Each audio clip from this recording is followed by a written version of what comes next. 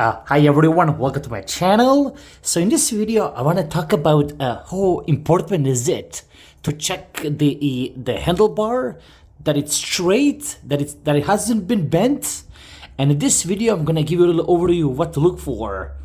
So right here in front of me, I have a very healthy handlebar. I'm happy how it performs. Everything is good.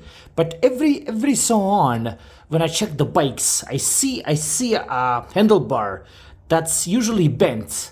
Now, when I come down to inspect them, usually they're gonna be bent this way. So this handle is gonna be going inward, or this one going inward over there on that side. So when you bang the bike against the tree or a wall, like in this case, usually the handlebar is gonna be bent inward. I don't see them sticking out this way. It's usually going this way over there. That's just how they are.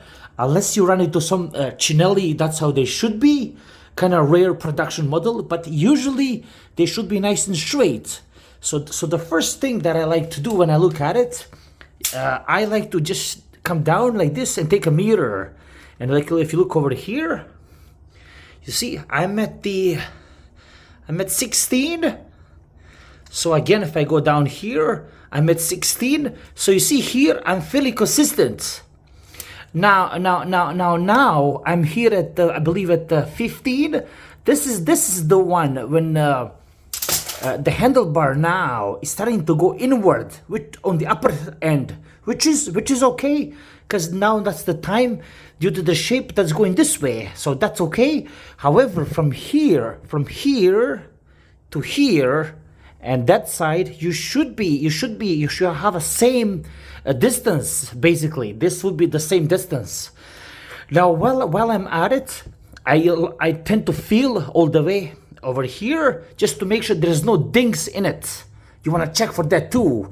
And while I'm finishing over here, I like to look at this thing here. If you look over here, looks brand new. This is how I know it wasn't messed with it.